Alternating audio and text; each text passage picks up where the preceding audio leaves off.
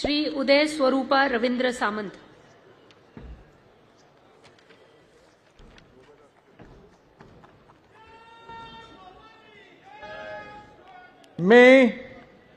मी उदय स्वरूपा रवींद्र सामंत ईश्वर साक्ष शपथ घेतो की कायद्याद्वारे स्थापित झाले आहे अशा भारताच्या संविधानाबद्दल मी खरी श्रद्धा व निष्ठा बाळगीन।